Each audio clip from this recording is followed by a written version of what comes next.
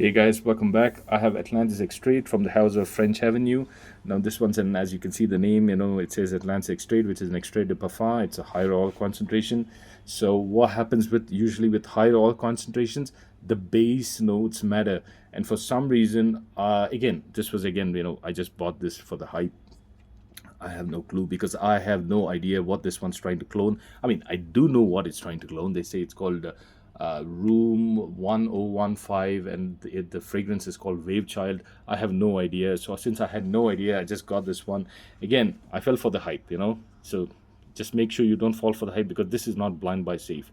This is more about the dry down than it is about the opening. Because if this, as you all must have seen other videos, it opens up with all the mandarin orange notes, amazing, amazing, absolutely nice, and then has the star of the show, which is that watermelon note, which is again a candied watermelon, pretty sweet, very playful, comes out, something like summer evenings playfulness. And then you have the coconutty, the creamy-ish coconut note in this one. If it ended there, I would have been totally fine with this. I would have loved this one. I don't mind compromising on the longevity and the other aspects of it, but even if it was like a 4 hour scent, I wouldn't complain. I would be totally fine because it smells amazing up to that point. Now my issue with this one is after that point, it starts getting into that coconutty creamy with the cacao with some kind of a woody nuance there. Again, the woods aren't too intense or something. They're just there. You kind of notice them, but you need to like that cacao note. Now, this for me, in the first half of the show, let's say if it's all over the watermelon, the second half or the majority of the life of the scent is going to be the cacao note. And for some reason, everyone keeps talking about this one, saying it's like a watermelon scent. Sure, it is watermelon. You do get the watermelon, but the watermelon's gone after, for me, at least for me, after an hour and a half, it's gone. And then you have this coconutty, creamy coconut, cacao, and that too, it's super powdery. It is super powdery. I'm not the big fan of these powdery scents again. I don't mind a little bit, but this is pretty intense powdery. At least for me, it comes off super powdery. This for me is a slightly feminine leaning scent, to be honest. Younger feminine leaning, at least for me, it comes off. But again, I mean, you can wear what you want. I love something like this, at least the first half of this.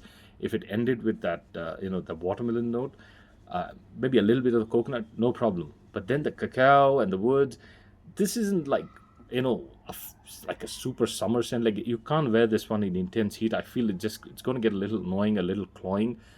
You got to be a little careful with the number of sprays you do, at least in intense heat. So just do keep that in mind. This is not blind buy safe at all. You must be okay, or you must, in fact, I won't say okay, you must love the dry down on this one. Now, let me just do a couple of sprays so you can see the sprayer there. Yeah, it's not a pressurized sprayer, but it's pretty good sprayer actually. No complaints at all with the sprayer. Yeah, it opens up. When you spray, you'll be so excited. I was super excited. I mean, the bottle looks freaking amazing. Let's look at the colors there in that bottle.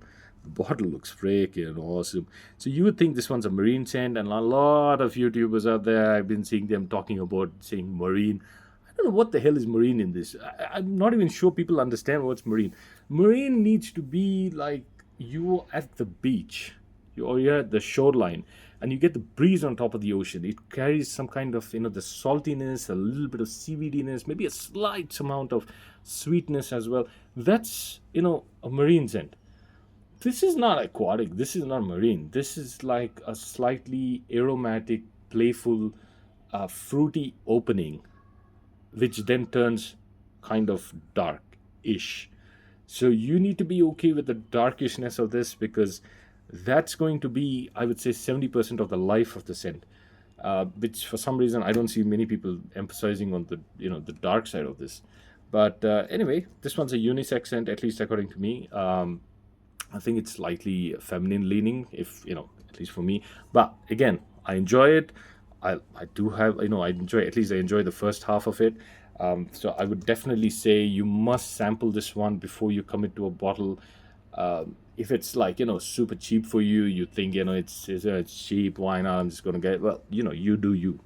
But for me, this is not something that I would probably use in intense heat. I would probably wait for, maybe the fall or something like that. Spring, fall, I think that's the season for this. Summer, nah, especially because of the dry down. For me, not for summer. That again, that's just me. You guys can, you guys have to do your sampling, you do your due diligence, and then commit to something like this. But yeah, for me, it's, I don't know. I'm not sure about this one right now. This is not blind buy safe at all, guys. Just keep that in mind. All right, guys, that was just my quick review on Atlantis Extrait from the house of French Avenue. I appreciate you guys watching. I'll catch you guys in the next one. Bye.